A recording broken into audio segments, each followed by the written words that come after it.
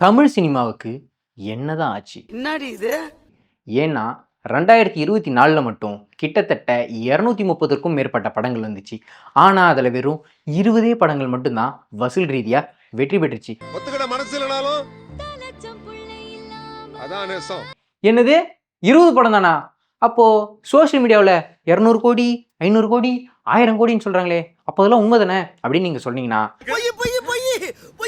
அதுக்கு திரையரங்க உரிமையாளர்கள் பரவலாக சொல்லக்கூடிய ஒரு குற்றச்சாட்டு என்னன்னா, ஒரு ப்ரொடியூசர் அதே ஹீரோ கூட நெக்ஸ்ட் கால் ஷீட் கிடைக்கணுன்றதுக்காகவும் கௌரவத்தை விட்டு கொடுக்க கூடாதுன்றதுக்காகவும் ஃபேக்காக கலெக்ஷன் சொல்றாங்க அப்படின்னு பரவலாக ஒரு குற்றச்சாட்டு இருக்கு.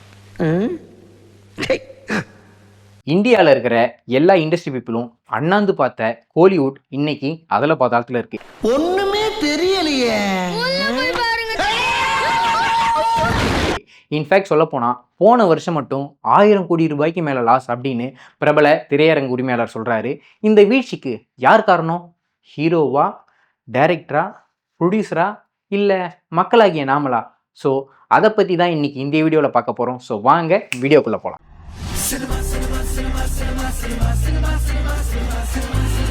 First, film to digital. ஒரு 10-15 வருஷத்துக்கு முன்னாடிலாம் ஒரு டைரக்டர் படம் எடுக்கணும்னா குறைஞ்சபட்சம் அவங்க 10-15 வருஷம் இந்த சினிமா இண்டஸ்ட்ரியில் ஸ்பெண்ட் பண்ணியிருக்கணும். நிறைய கான்டாக்ட்ஸ் இருந்திருக்கணும். And story telling, narrating, writing, எடிட்டிங்னு எல்லாத்துலேயுமே நாலேஜ் இருக்கிற ஒரு பர்சனாக இருக்கணும். இப்படி இருந்தால் மட்டும்தான் அவங்களுக்கு படம் எடுக்கிறதுக்கான வாய்ப்பு கிடைக்கும்.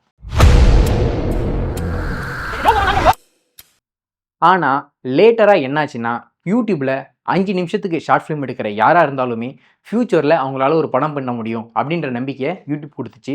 ஸோ இதனாலேயே ஷார்ட் ஃபிலிம் எடுத்த நிறைய பேர் கோடம்பாக்கத்தை நோக்கி படையெடுக்க ஆரம்பித்தாங்க. ஈஸியா இருக்கிறது. இதனால கெட்டது மட்டும் தான் நடந்துச்சா, நல்லது நடக்கவே இல்லையா அப்படின்னு நீங்கள் கேட்டிங்கன்னா கண்டிப்பாக கிடையாது.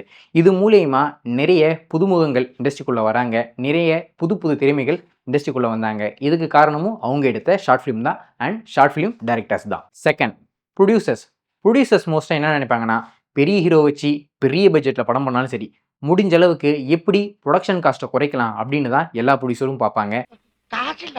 இந்த டைமில் ஷார்ட் ஃபிலிம் டைரக்டர்ஸோட என்ட்ரி ப்ரொடியூசருக்கு ரொம்பவே பிடிச்சிருந்தது. ஏன்னா அவங்க அப்ரோச் பண்ண விதம் அவங்கள ரொம்பவே கவர்ந்துருச்சு. ஷார்ட் ஃபிலிம் மேக்கர்ஸோட டிமாண்டுன்றது ரொம்பவே கம்மியாக இருக்கும். ஃபார் எக்ஸாம்பிள், எனக்கு அதிகமாக பட்ஜெட் வேணாம், லீட் ஆக்டர்ஸ் வேணாம், சாங் வேணாம், ஃபைட் வேணாம், இது எதுவுமே இல்லாமல் ஸ்டோரியை நான் சக்ஸஸ்ஃபுல்லாக கொண்டு போவேன் அப்படின்னு அவங்க ப்ரொடியூசர் கிட்ட பண்ண அப்ரோச் எல்லா ப்ரொடியூசருக்கும் பிடிச்சிருந்தது.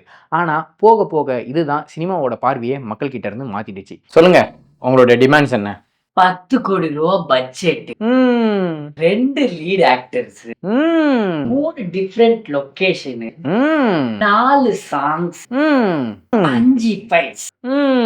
You are disqualified. சார் பாப்பா, இதுக்கு முன்னாடி என்ன பண்ணிட்டு இருந்த? சார் ஒரு ஷார்ட் ஃபிலிம் பண்ணியிருக்கேன் சார். ஒரு ஷார்ட் ஃபிலிம் பண்ணிட்டீங்க?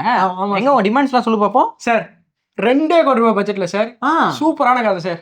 லீட் கேரக்டர் ஒண்ணு கூட தேவையில்ல சார். சூப்பர்பா. நம்ம வீட்டு பக்கத்துல ஒரு 4 தெரு நச்சுன்னு பிடிச்சி வச்சிருக்கேன். அங்கேயே சுத்தி ஷூட் எடுத்துலாம். ஸோ செட்டுக்கு அந்த வேலையும் வருது சார். எவ்வளவு நாள் ஷூட் பண்ணுவேன்?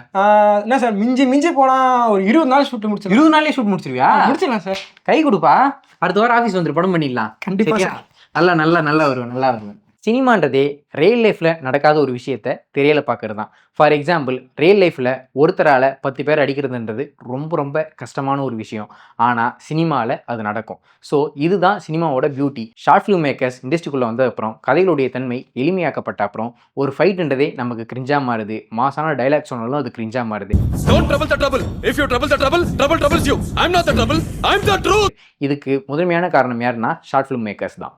மூணாவது, ஆடியன்ஸ். கோவிட் சீசனில் நம்ம எல்லாரும் வீட்டில் இருந்தோம். அப்படி இருக்கும்போது தமிழ் மக்கள் எல்லாரும் வேர்ல்டில் இருக்கிற எல்லா ஓடிடி பிளாட்ஃபார்மையும் சப்ஸ்கிரைப் பண்ணிட்டாங்க. சப்ஸ்கிரைப் பண்ணிவிட்டு வேர்ல்டில் இருக்கிற எல்லா கண்டென்ட்டையும் பார்த்து, அப்பா இந்த கண்டென்ட்லாம் எவ்வளோ குவாலிட்டியாக இருக்குது. ஸோ தமிழ் சினிமாவில் பண்ணுற கண்டென்ட் எல்லாம் இதே அளவுக்கு குவாலிட்டியாக இருக்கணும், இதே மாதிரி ப்ரொடக்ஷன் டிசைன் இங்கேயும் பண்ணணும் அப்படின்னு சொல்லிட்டு அவங்க மனசுக்குள்ளேயே கற்பனையாக நிறைய ஆசைகளை விதைச்சிக்கிட்டாங்க. ஆனால் படம் வந்ததுக்கப்புறம் தான் தெரியுது அவங்களுடைய ஆசையை எந்த டைரக்டரும் எந்த ஆக்டரும் நிறைவேற்றலை அப்படின்ட்டு. சரி, எல்லாரை பற்றியும் சொல்லிட்டேன். நிறைய பேர் ஃபேக்காக காசு வாங்கிட்டு ரிவ்யூ பண்ணுறாங்கல்ல, அவங்கள பற்றி நீ வாயை திறக்கல அப்படின்னு நீங்கள் சொன்னீங்கன்னா இப்போது அதை பற்றி தான் சொல்கிறேன். என்னென்னா, தமிழ் சினிமாவை பொறுத்த வரைக்கும் திரை விமர்சனம் அப்படின்றது கடந்த காலத்துலேயும் இருந்துச்சு, இப்போவும் இருக்குது, இனிமேலும் இருக்கும். ஆனால் இதில் என்ன ப்ராப்ளம்னா சில பேர் மட்டும்தான் ஜென்யூனாக சொல்கிறாங்க. சில பேர் அவங்களுடைய தனிப்பட்ட விருப்ப வெறுப்புக்கு ஏற்ற மாதிரி ரிவ்யூ சொல்கிறாங்க.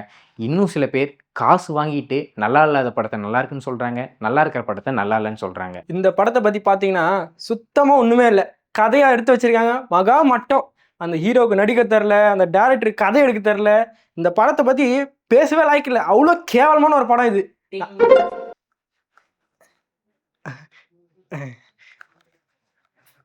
அந்த மாதிரிலாம் வெளியில் வேணா பேசிக்கிட்டு இருக்கலாம் சில பேர். ஆனால் இந்த படம் ஒரு கலைக்கண்ணால் பார்க்க வேண்டிய ஒரு படம். அப்படி இருந்துச்சு. சொல்லப்போனால் இந்த வர ஆஸ்கார் கூட இது நாமினேட் ஆகலாம். மார்க் மை வேர்ட்ஸ், கண்டிப்பாக நாமினேட் ஆகும். அப்படி ஒரு படம், செம்ம படம். இது வந்து ஒரு கலைக்கண்ணால் பார்க்க வேண்டிய ஒரு கலையான படங்க. புதுசாக வந்து எடுக்கிறாங்கன்னா அவங்களுக்கு தெரியாத விஷயமா, எல்லாம் பழைய சினிமா போட்டு ஓட்டாமல் புதுசாக வந்துருக்க படங்க. கண்டிப்பாக எல்லாம் தியேட்டருக்கு போய் பாருங்கள். அப்படி ஒரு படம் சூப்பராக இருக்குது. போங்க போங்க எல்லாம் தியேட்டர் ஓடுங்க. ஒரு 10 வருஷத்துக்கு முன்னாடிலாம் ஒரு தியேட்டர் வாசலில் போயிட்டு படம் எப்படி ப்ரோ இருக்குது அப்படின்னு கேட்டால் அவங்க அதுக்கு சொல்கிற பதில் என்னென்னா, படம் ஓகே தான், சாங்ஸ்லாம் நல்லா இருந்தது, ஃபர்ஸ்ட் ஹாஃப் நல்லா இருந்தது, செகண்ட் ஹாஃப் கொஞ்சம் ஸ்லோவாக இருந்துச்சு, இல்லை செகண்ட் ஹாஃப் கொஞ்சம் ஸ்லோவாக இருந்துச்சு, ஃபர்ஸ்ட் ஹாஃப் ரொம்ப சூப்பராக இருந்துச்சு அப்படின்னு சொல்லுவாங்க. ஆனால் இன்றைக்கி ஒரு தியேட்டர் முன்னாடி நீங்கள் போயிட்டு ரிவ்யூ கேட்டிங்கன்னா, ப்ரோ இது ஃபஸ்ட்டு படமா, என்ன கதை எடுத்து வச்சுருக்காங்க, ஸ்டோரியும் இல்லை, ஸ்க்ரீன் ப்ளேயும் இல்லை, டிஓபி சுத்தமாக வேலையே செய்யலை, மியூசிக் டைரக்டர் எதுக்கு தான் இருந்தாருன்னே தெரில, சும்மா டங்குன்னு தட்டுறாரு, இதெல்லாம் ஒரு மியூசிக்கா, ஆர்ட் டைரக்ஷன் சரியாகவே வேலை செய்யலை, சிஜி இன்னும் கொஞ்சம் பெட்டராக பண்ணிக்கலாம் அப்படின்னு மக்கள் டெக்னிக்கலாக அவங்கள ரொம்பவே ஸ்ட்ராங் படுத்திக்கிட்டாங்க. இன்னும் சில பேர் ஏதாவது ஏடா கூடமாக ரிவ்யூ சொல்லி சோஷியல் மீடியாவில் ஃபேமஸ் ஆகலாம் அப்படின்றதுக்காகவே கிரிஞ்சாக ஒரு சில ரிவ்யூஸும் கொடுக்குறாங்க. படம் பார்த்தீங்களா, எப்படி இருந்துச்சு? ஆடினே இருப்பேன். படத்தை ஆடினே இருப்பேன். ஆடினே இருப்பேன். படம் எப்படி இருந்துச்சு ப்ரோ? ஆடினே இருப்பேன். ஆடினே இருப்பேன். நல்லா இருந்துச்சா இல்லையா? ஆடினே இருப்பேன். ஆடினே இருப்பேன். அவருக்கு நடிக்க வராது, ஆனா ஹீரோவா தான் நடிப்பாரு. எனக்கு படம் பார்க்கவே பிடிக்காது, ஆனா தியேட்டருக்கு வருவேன். நாம நேரத்தையும் செலவு பண்ணி பணத்தையும் செலவு பண்ணி ஒரு படத்தை போய் பார்க்குறோம், கடைசியில் அந்த படம் படமாவே இல்லைன்னா இந்த மாதிரி நேரத்தில் நம்மளை காப்பாற்றுறதுக்காக தான் ஒரு சில குட் ரிவ்யூஸ் இருக்காங்க. ஏன்னா மாதம் ஃபுல்லாக கஷ்டப்பட்டு சம்பாதிக்கிற ஒரு மிடில் கிளாஸ் மேனுடைய ஒரு 200 ரூபா சேவ் பண்ணப்படுதுன்னா அந்த இடத்துல அந்த ரிவ்யூஸருக்கு நாம் ஹேட்ஸ் ஆஃப் பண்ணியே ஆகணும். அதான் கடவுள்.